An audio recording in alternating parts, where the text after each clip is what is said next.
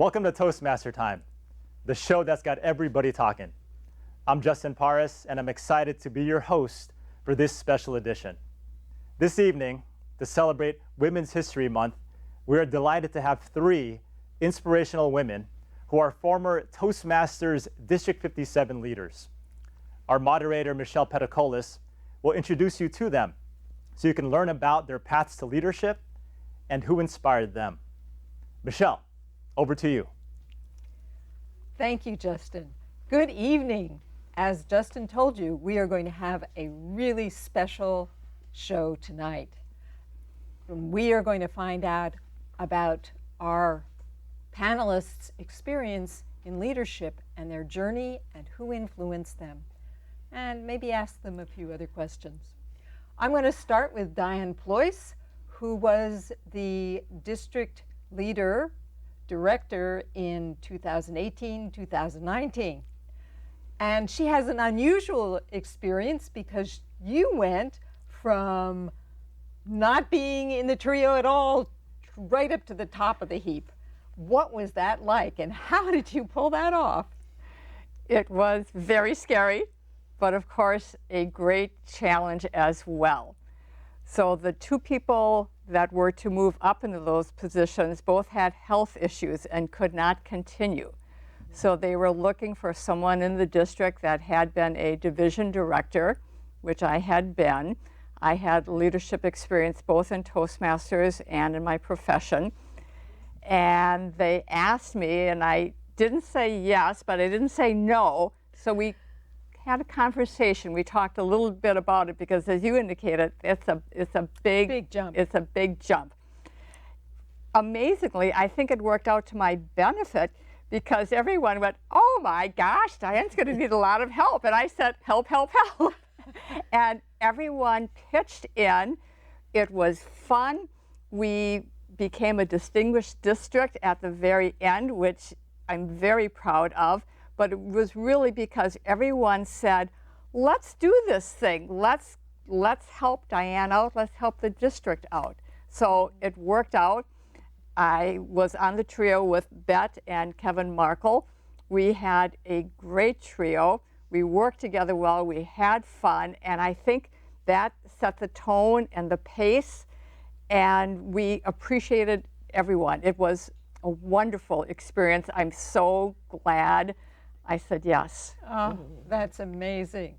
So I want to turn to you, Beth, because you came 2 years after Diane and you were part of her team.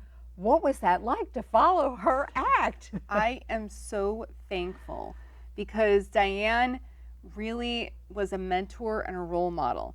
The thing about Diane is she always celebrated everything. She would write us all these notes and I would get them in the mail.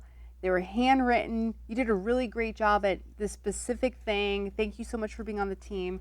And at first I was like, how does she have so much time to be writing all these notes to all of us? And then I realized she's a genius.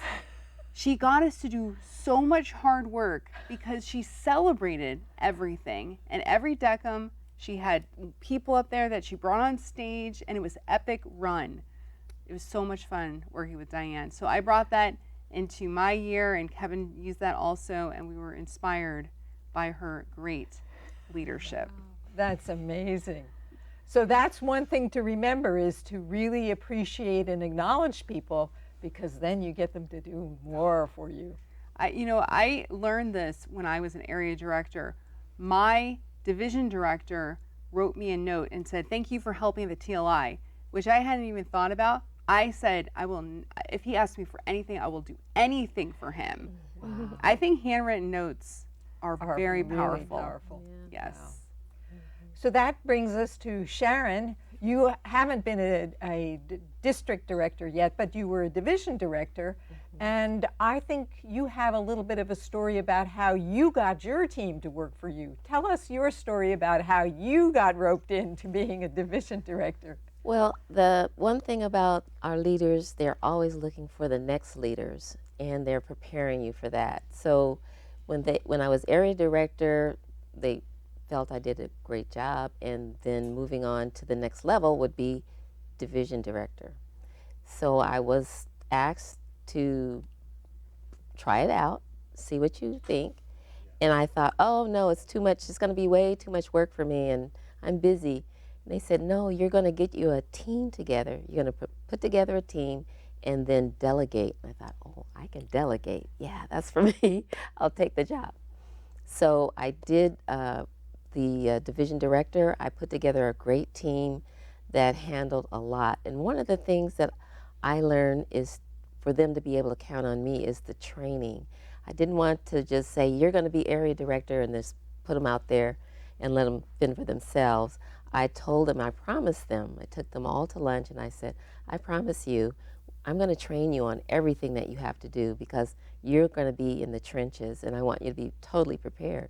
So that was my joy, to be with a great team that supported me and I supported them.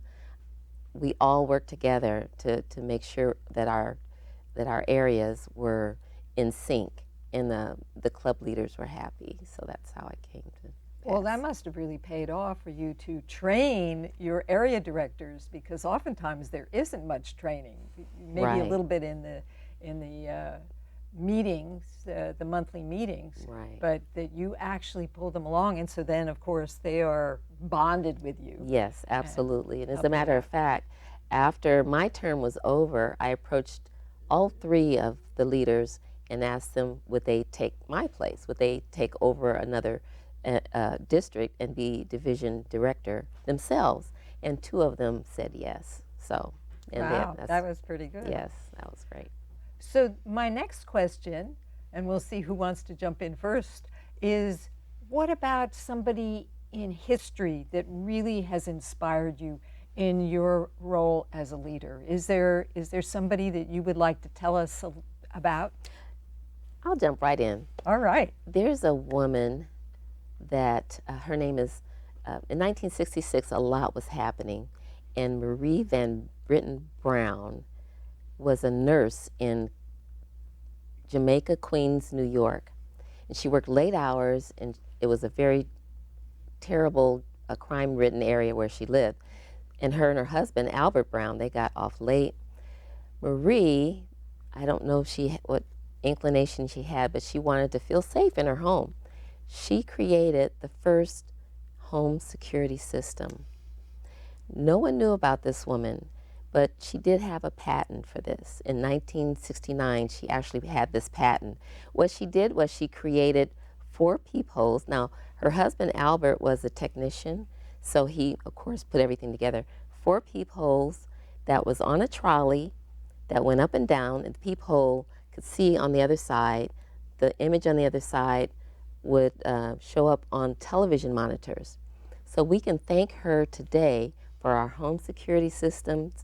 Bank system has home security, our bank security system.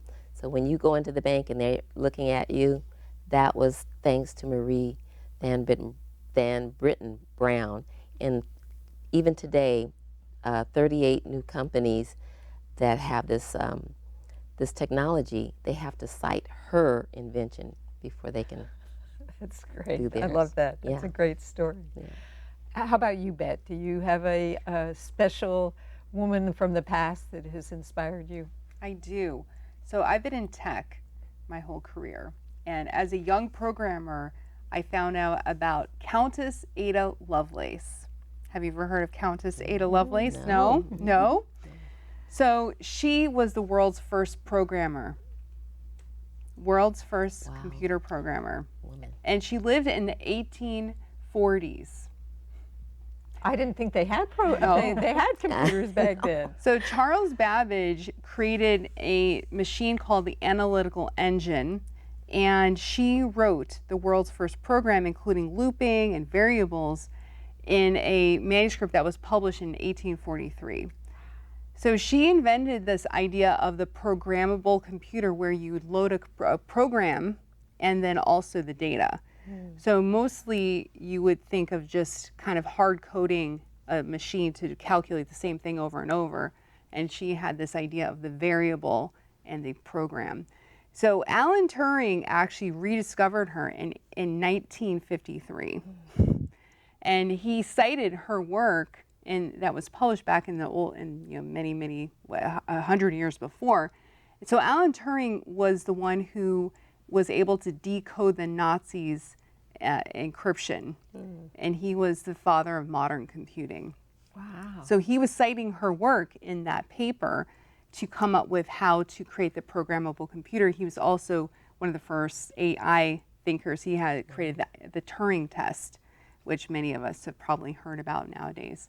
So she has a language named after her that the U.S. military still uses, and a lot of different places still use that today. And she's more well known, but for a long time she was lost to history. So Countess Ada Lovelace, her father was the poet Byron. Her father was the poet Byron? Yeah. So what happened is her mother and her father were married for about 5 months before they got divorced when she was 5 months old. And her mother did not want her to follow in her father's poetic footsteps, so she trained her on mathematics and said, no poetry for you, only math.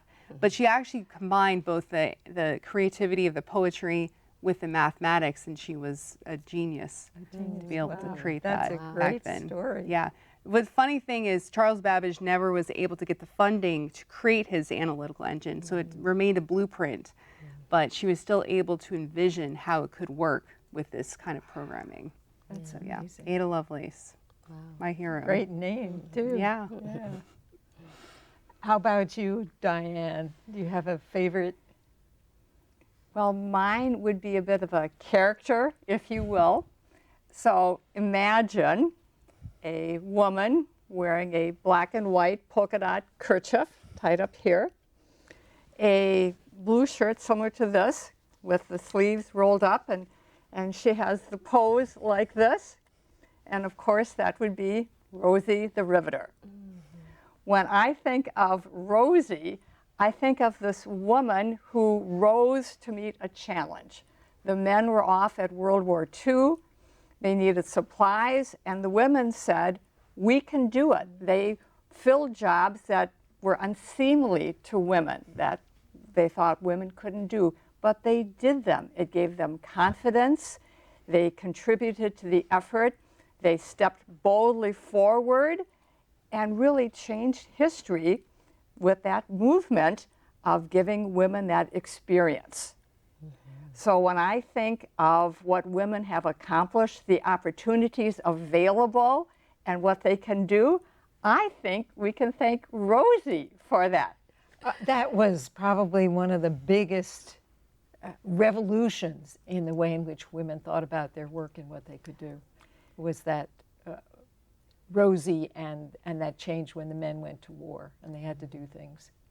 I'm sure that they probably had conversations, can we do this? How do we do this? Let's figure it out. The camaraderie.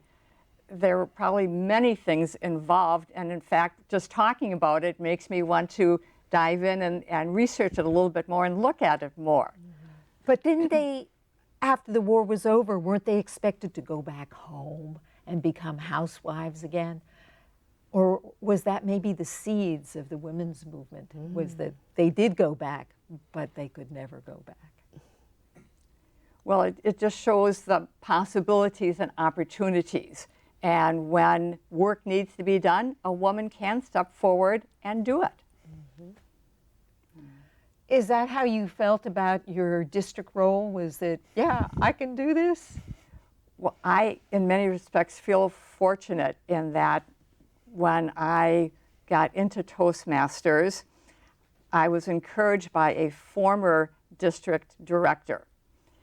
We were members of the same church, and she would nudge me and she would say, Diane, you need to join Toastmasters. And I pretty much just ignored her for a few times. Then she heard me talking about that I was giving a presentation at a career transition group. And I spent a lot of time preparing my presentation, my PowerPoint, and I gave it. And she asked me, how did it go? And I said, everything went well, but I think they were politely looking at their phones under the desk and watching cat videos because they said I did a great job and I knew my stuff and I had it down, but I wasn't making that connection. And I shared that with Marion Keibel, and she said, Diane, you need to join Toastmasters. And so I did. She had that right, didn't Yes. she? Yeah. Well, I have another question I'm very curious about, and that is, what can women or men do to help promote the empowerment of women in this world today? Anybody want to take that? Why don't we go to you, Beth, because we haven't started with you before. I love Toastmasters. And when I think about anybody who wants to get a leg up, anyone who wants to get an advantage, you need to join Toastmasters. And the reason why is you get a mentor. We have a mentorship program. Everyone's giving you feedback, constructive feedback. It's such a positive learning environment. So I would say if anyone out there is listening to this and is like, what am I supposed to do? You know, there's so much competition and I really need a leg up, join Toastmasters and get a mentor and work the program. You get out of it what you put in. So that's my advice. Well, I really agree with you. And part of it is that there's always these leadership opportunities. Toastmasters is always starving for people to step into leadership. And it's a great place to practice because nobody dies and nobody loses a lot of money if you do it wrong. So you can learn from your mistakes. Absolutely. So what about you, Sharon? Do you have any ideas about what men or women can do to help promote the empowerment of women? Well, I do. What Beth started with was perfect because that gets you practice. That gets you in the leadership role. You're honing your skills, so to say. But there are many, many organizations that are already on the ground, grassroots organizations, too many for me to name, but you can Google organizations that are doing things that are putting women first, that are getting women, looking at women's rights, they are looking at laws, they even have political PACs that will support political leaders, that support our views and are looking out for women's rights, women, people of color. They put all these things in a package and say, we can do better. America can do better. So to get yourself trained, get your confidence up, Toastmasters is the place to start because you have those opportunities. But then you're ready to hit the ground running and join one of these organizations so that you can actually do some real work. Are you working with any of those organizations right I now? won't name names, but yes, I Awesome. definitely am, and I work your way up through the ranks so that you can be productive. How about you? Do you have any suggestions for what men or women can do to empower women? I think we can do a lot. I think we can lend a hand. Someone helped us. I think we can pay it forward and lend a hand. We can open up doors. We can nurture. We can encourage. We can write recommendations. We can put forward people's names. We can support women in their businesses. We can support women who have children and maybe offer to babysit one night or take them to lunch or whatever they might need help with. It doesn't have to be just business women either, just all women. We can help across the board. And there's nothing better than helping someone out and seeing that appreciation. So I would like to think that we could all pay it forward because we have all benefited. And do you have any special advice for a woman who is interested in exploring leadership or developing their leadership skills? I mean, besides Toastmasters, we've said that, so something along that or extra. I think finding a mentor, someone who will be there to nurture you. Very early in my career, I probably would have been 24, I worked for a major company, and there were a couple of company presidents that wanted to nurture women many years ago, and they selected 9 of us. They called us the Nelefinian 9, and we met at one of the president's offices, and they just talked about the language of business and a different perspective than we had, and leadership and delegation and how things work.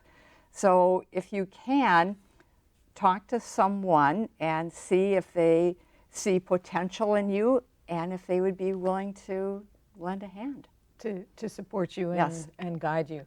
Well, that does make, I think part of the value of the mentor is seeing the potential that that person doesn't see in themselves, and then saying, you can do this. And that in and of itself really encourages somebody to move forward. And you're going to make mistakes, and that's how you learn.